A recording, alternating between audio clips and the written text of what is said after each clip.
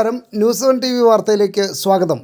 Pulluvazhi Jayakeralam higher secondary സ്കൂളിലെ 2008-2010 +2 D ബാച്ചിലെ വിദ്യാർത്ഥികളുടെ reunion ഒത്തിരി പറയാൻ ഇത്തിരി നേരം അധ്യാപക വിദ്യാർത്ഥി സംഗമത്തിന്റെ വേറിട്ട അനുഭവമായിരുന്നു. നിരവധി പൂർവ്വ വിദ്യാർത്ഥികളും അധ്യാപകരും പങ്കെടുത്ത് സംസാരിച്ചു.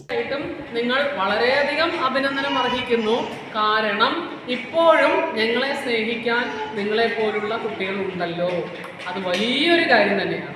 അതിന് നിങ്ങൾക്ക് തന്നെ ഒരു നല്ലൊരു ക്ലാപ്പ് കൊടുക്കണം കേട്ടോ.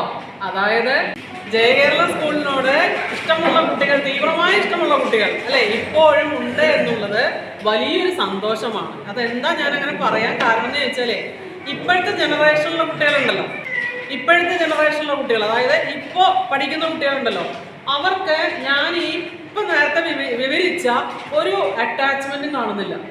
+1 വന്നതായിരുന്നു, 4 അടി ഇടി, 12ാം ക്ലാസ്സായി, എങ്ങനെയെങ്കിലും എന്തെങ്കിലുമൊക്കെ കോപ്പി എടുത്തിട്ട് ജയിച്ചു പോകണം.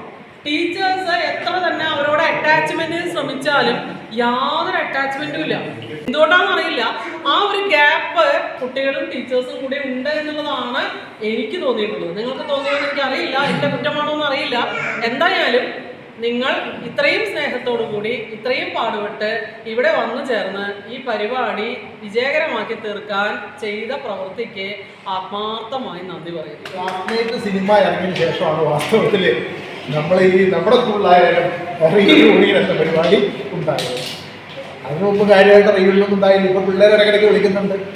എനിക്കിപ്പോൾ റീയൂണിയൻ വലിയ പുതുമയല്ല. കാരണം എന്താണെങ്കിൽ ഞാൻ ഇവിടെ തന്നെ 32 കൊല്ലം പഠിപ്പിച്ചു, പിന്നെ വേറെ സ്ഥലത്ത് 5 വർഷം പഠിപ്പിച്ചു. അതിനുശേഷം ഈ പിള്ളേരൊക്കെ റീയൂണിയൻ വിളിക്കും, ഇടയ്ക്ക് ഇങ്ങനെ ചെല്ലും. അപ്പോൾ പിള്ളേർ വിളിക്കുന്നതുകൊണ്ട് പോകും. അങ്ങനെ വരുമ്പോൾ റീയൂണിയൻ എനിക്ക് പുതുമയില്ല. കാരണം നിങ്ങൾക്ക് പുതുമയാണ്. നിങ്ങളുടെ ഒരു ബാച്ച് വളരെ കാത്തിരുന്ന് ഉണ്ടായ ഒന്നാണ്. കാരണം ഇപ്പോൾ പിള്ളേരെ സംഘടിപ്പിക്കാൻ വലിയ പാടാണ്. മിക്കവാറും പിള്ളേർ നാട്ടിലില്ല. നമ്മുടെ നാട്ടിലൊക്കെ ആണെങ്കിൽ യുവജനങ്ങൾ നിങ്ങളുടെ പ്രായത്തിലുള്ള ആരും തന്നെ ഞാൻ കാണുന്നില്ല. കാരണം അവരെല്ലാവരും ഏതെങ്കിലും വിദേശ രാജ്യങ്ങളിലേക്ക് പോയിട്ട് അവിടെ താമസിക്കുകയോ കുടുംബസഹിതം താമസിക്കുകയോ ചെയ്യാം. അപ്പോൾ അങ്ങനെ വരുമ്പോൾ നാട്ടിൽ ചെറുപ്പക്കാരായ പിള്ളേരും പൊതുവെ കാണാനില്ല. നമ്മൾ പള്ളിയിൽ പോയാൽ പോലും അവിടെ ചെറുപ്പക്കാർ പിള്ളേരില്ല. ഇവരെല്ലാവരും ഓരോ സ്ഥലങ്ങളിലേക്ക് പോയിരിക്കുന്നു.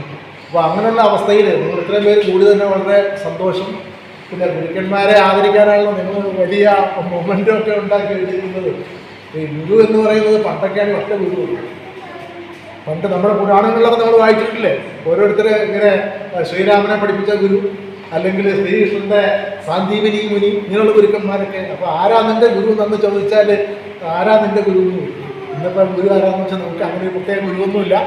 അനേകം ഗുരുക്കന്മാരുണ്ട്. നിങ്ങൾ ഞങ്ങളെയൊക്കെ ഓർത്തതിൽ വളരെ സന്തോഷം. മുത്തു ചാത്തിയോ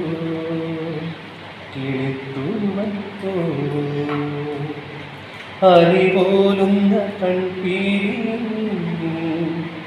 ഇതളുറങ്ങാത്ത പൂവ് പോലെ നീ അരികിൽ തഴുകാൻ താന്തമാ നിലാ പൈതലേ.